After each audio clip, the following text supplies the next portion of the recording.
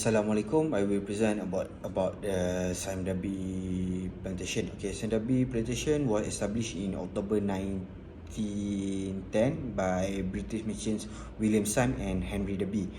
As we know, Sime Darby Plantation is one of the world's largest producer of certified sustainable palm oil.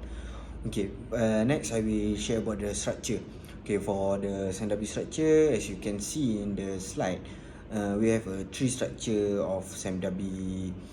Okay, Sime Darby first structure is Sime Darby conglomerate structure, and the second is independent sister company structure, and also the last one is holding company structure. Okay, for the core business, they have as a 4 core business for the Sime Darby. This is upstream, Sime Darby oils, research and development, and also renewable. Okay. Lastly, I will share about the financial highlight. Okay, for the financial highlight, Sime Darby has a 2.5 billion market capitalization, and it also show the strongest of the company. Okay, for the earning rate per share is Sime Darby stated around 13.1. So for the income statement, I will share about the 5 years income statement from 2016 until 2020. Okay, for the 2016, the company showed the uptrend for the income statement by 2016 to 2017, and the company a bit downtrend on 18 and 19, because of also impact from the pandemic COVID-19.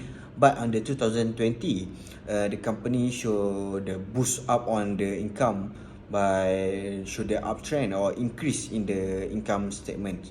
Okay, I will pass to the next presenter. That's all from me. Thank you. Assalamualaikum and greetings. My name is Mohamed Luqman bin Sharulnizam, and now I will present about the organizational structure and the property holdings of Sime Darby Plantation. The organizational structure is built based on a policy instrument framework which started with legislation and company constitution. This consists of stakeholders and board of directors, which includes governance and audit committee, risk management committee, nomination and remuneration committee, sustainable committee, and board tender committee. Next, the policy instrument framework is followed by board committee charter, board committee, terms of reference, group policy authorities and procedures. This includes the managerial level of structure, which consists of group managing director that supervise the plantation leadership committee, along with external auditors, group integrity, governance and assurance, and group risk management. For the properties holding summary, we can see the holding of Sime Darby Plantation based on several categories, which are upstream Malaysia properties, upstream Indonesia properties, upstream properties, other properties, and total plantation properties. For upstream Malaysia properties, the company holds 342,408 hectares of land that have net book value around RM 8.436 billion. For upstream Indonesia properties, the company holds 256,247 hectares of land that are worth around RM 3.338 billion. Next, for overseas upstream properties, they own 745,301 hectares of land that have net book value around RM 15.467 billion. For other properties, they hold 105 hectares of land that worth around RM 862 million. And lastly, for total plantation properties, they own 745,130 hectares of land that are worth around RM 16.6 billion ringgit. That's all from me. Thank you. Hi, my name is Wafiq. I would like to explain about the application of CREM for Sime Darby. First, increased value of assets. So, CREM has aided the company through selection and decision process of purchasing, disposing, or maintaining a specific asset. With the Sime Darby Plantation, the Sime Darby Plantation could ensure their plantation, farms, plant, logistic, refineries, and factories are well maintained and remain valuable with its goods performance. Next, promote marketing and growth. CREM professional could promote marketing with a good target market selection through studies of economical supply and demand area of the company's goods and services, which will promote the highest selling potential for the company. In Sime Darby Plantation, a lot of the market which the company involved is volatile, such as commodity market of crude palm oil, CPO, and soybean open market of prices. Thus, due diligence of CREM professional is required to maintain the supply chain market sustainability, which will guarantee the growth of the company. Increased innovation. Among the conveniences provided were simplified process that would eliminate extra labor, funds, and other resources. For example, in Sime Darby, the company always ensure that the latest innovation is applied on their facility, plants, factories, and assets related to stay relevant and dynamic in the competitive market. Increased employee satisfaction. CREM takes part in increment of employee satisfaction through providing the needs of the people and enhancing their work safety and experience. In Sime Darby Plantation, this company involved in field working in factories and corporate environmental in managerial offices. Both possesses different hazard towards the staff. So, CREM knowledge is applied in the company by providing a good compliance of Occupational Safety and Health Act, which is OSHA, regulation standard of facility and building. Better offices on par with current trend of international grade office environment. This will promote employee satisfaction and reducing hazard for both blue-collar and white-collar class. Increased productivity.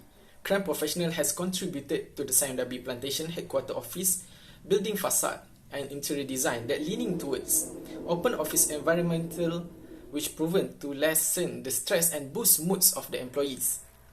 Better working facility atmosphere would surely enhance the performance of staff. For example, much better ergonomic will assist staff to work more efficient without physical or mental soreness.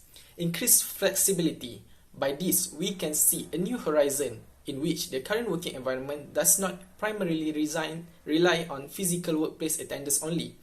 Reputation and credibility of an employee should not traditionally measure by how much working hours slotted in their punch card, but key performance indicator or other tools should be applied to measure their performance. In Sime Darby Plantation corporate structure, the CREM has aided the company to give more flexibility to the staff to choose whether to attend the office or working from home by providing online team management and flexi-hour system.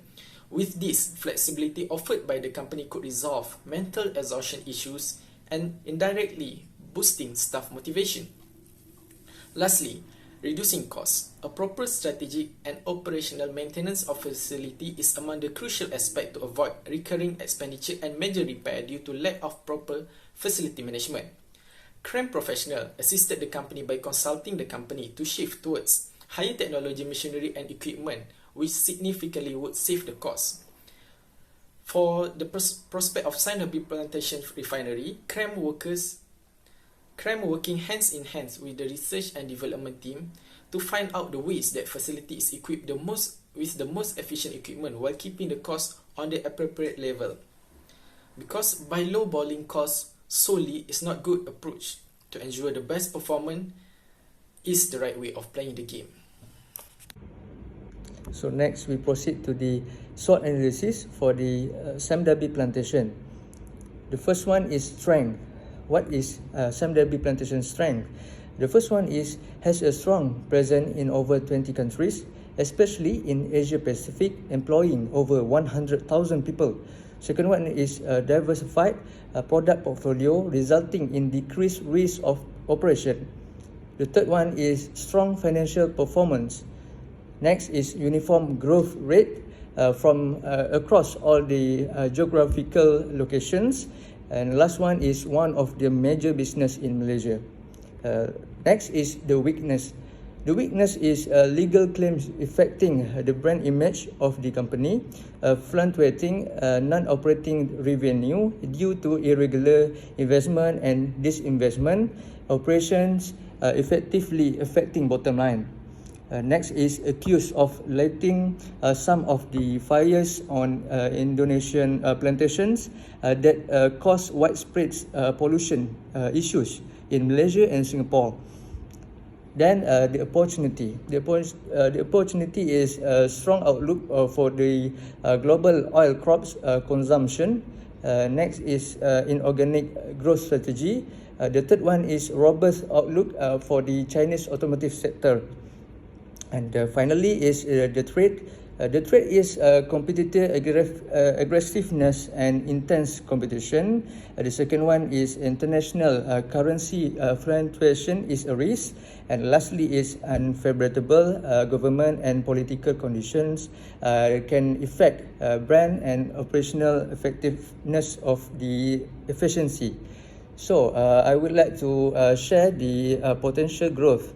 As one of the biggest oil palm company, Sime Darby Plantation has a future prospect to grow their company. It's because the company has a strong presence in over 20 countries, especially in Asia Pacific. So another company also had a strong market capitalization and a high price of earnings ratio.